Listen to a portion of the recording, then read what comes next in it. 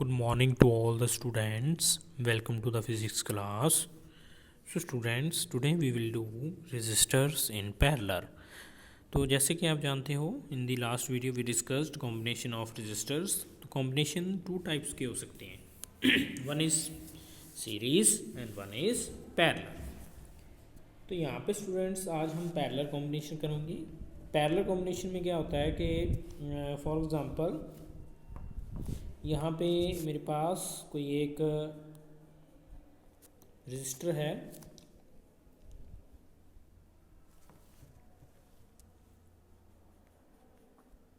This is register number 1 and this is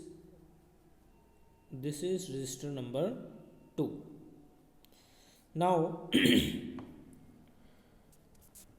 अगर आप देखोगे यहाँ पे बेटा, तो दोनों का वन एंड एक पॉइंट पे ऊपर कनेक्टेड है और सेकंड एंड एक पॉइंट के ऊपर कनेक्टेड है.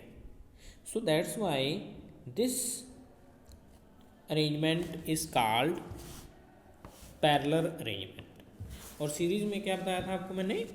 सीरीज में अगर मान लो कि if this is one register and this is second resistor, this is R1, this is R2.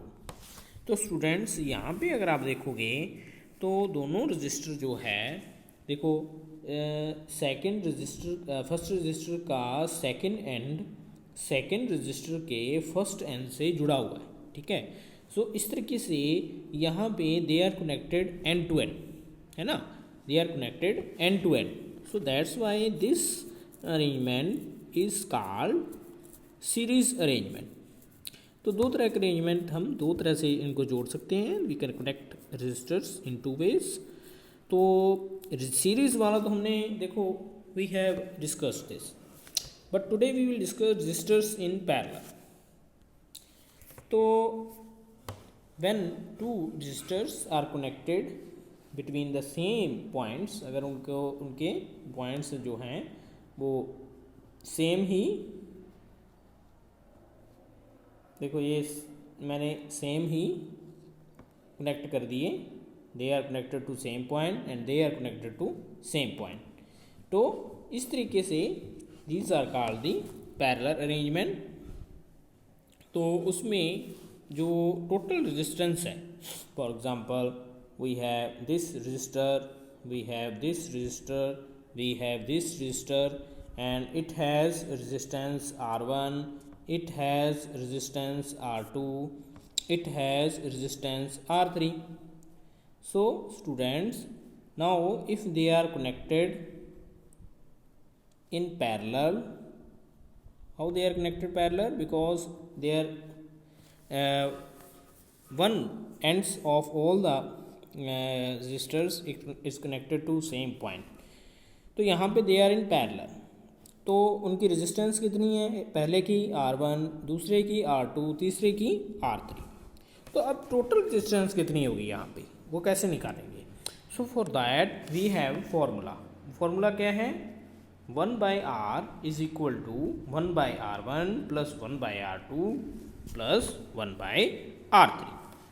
तो इस तरीके से by reciprocals of individual resistance, by sum of reciprocals of individual resistances, we can find out the total resistance.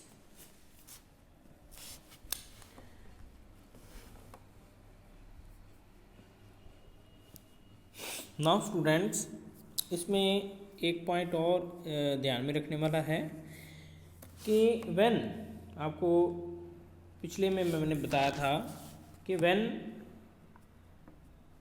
They are connected in series, suppose these are three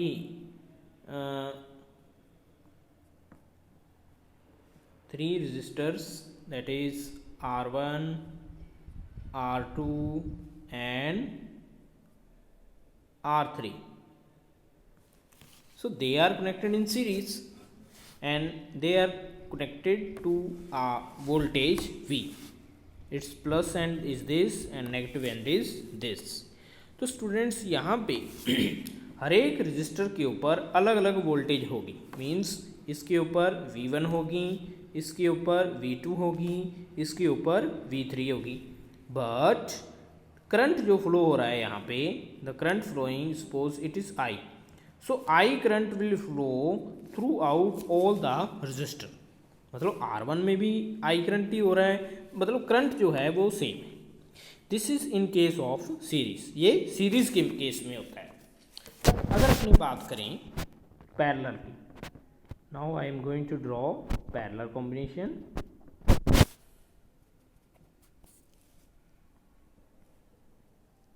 so this is the parallel combination, they are connected to the same point. This is R1, this is R2, this is R3, and they are connected to a voltage, that is V voltage. Now students, in parallel combination अगर आप यहाँ पे देखोगे then यहाँ पे I current flow होगा, ठीक है, आगे जाके भी I होगा, लेकिन यहाँ पे इस पॉइंट को मान लेते हैं पॉइंट A, इस पॉइंट को मान लेते हैं point B।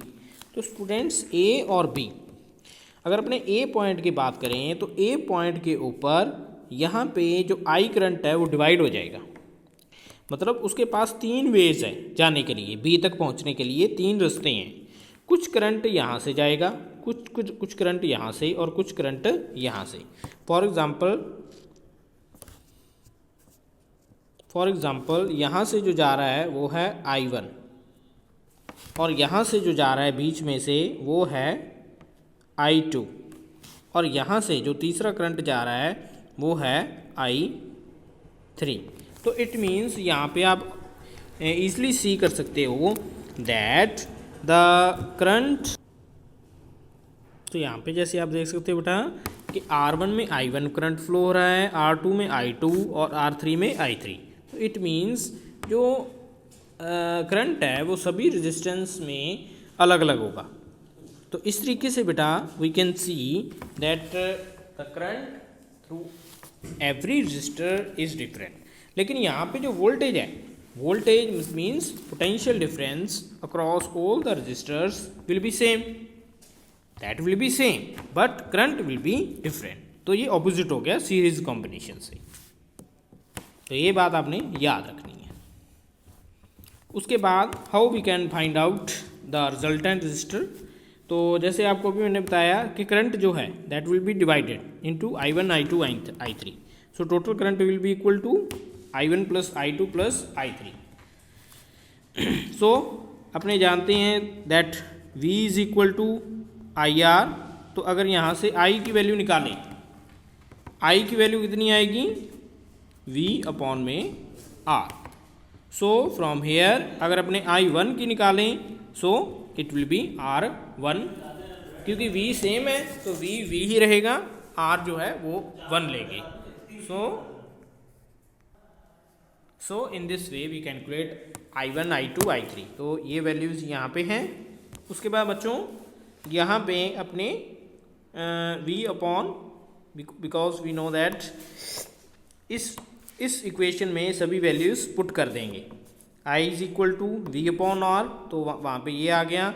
I1 is equal to V upon R1, तो सभी वैल्यूज़ पुट कर दी। उसके बाद V सभी में कॉमन है, वो कॉमन आ जाएगा। Then after solving we got this expression.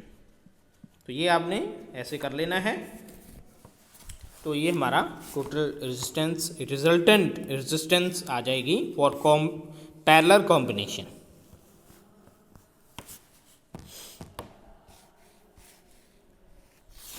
तो इनमें कुछ डिफरेंसेस हैं, वो आप पढ़ लेना।